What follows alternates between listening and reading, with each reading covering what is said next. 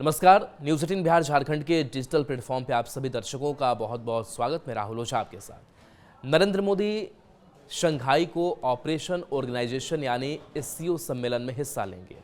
PM Modi की चीन यात्रा ऐसे वक्त पर हो रही है जब ऊंचे टैरिफ की वजह से अमेरिका के साथ भारत के रिश्तों में तनाव दिख रहा है। भारत और चीन प्रतिद्वंदी है। पिछले 5 सालों में दोनों देशों के रिश्ते बेहद तनावपूर्ण रहे हैं, लेकिन हाल में दोनों पक्ष अपने अपने मुद्दों को सुलझाने के लिए बातचीत की कोशिश कर रहे हैं। ऐसे में प्रधानमंत्री नरेंद्र मोदी की मौजूदा चीन की यात्रा पर दुनिया भर की निगाहें हैं। यह नई कूटनीतिक सक्रियता बदलते भू राजनीतिक हालात में सामने आई है।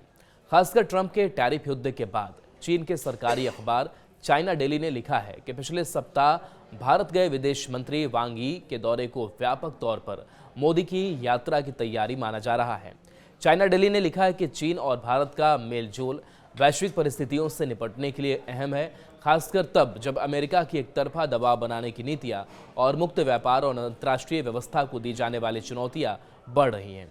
अखबार लिखता है कि अमेरिका की ओर से दुनिया के खिलाफ टैरिफ वॉर छेड़ने के बाद भारत को यह सच स्वीकार करना पड़ा है कि नज़दीकी बढ़ाने के बावजूद वह अमेरिका के टैरिफ दबाव से नहीं बच सका। रूस से तेल खरीद को न रोकने की वजह से अमेरिका के साथ भारत टकराव की स्थिति में फंस गया। उसके बाद भारत को रणनीतिक स्वायत्तता की अहमियत का पता चला है। अखबार ने लिखा है कि भारत को चीन को प्रतिद्वंदी या खतरे के तौर पर देखने के बजाय साझेदार और उसके हाई क्वालिटी डेवलपमेंट को एक मौके के तौर पर देखना चाहिए। हांगकांग बैप्टिस्ट यूनिवर्सिटी में प्रोफेसर अर्जुन चटर्जी ने चाइना डेली में ही एक लेख लिखा और लिखा कि सबकी निगाहें तियानजिन में होने वाले शंघाई सहयोग संगठन शिखर सम्मेलन पर है, जिसमें प्रधानमंत्री मोदी शामिल हो रहे हैं। उन्होंने लिखा है कि ट्रंप की ओर से टैरिफ लगाए जाने के बाद चीन ने भारत के साथ एकता दिखाई है।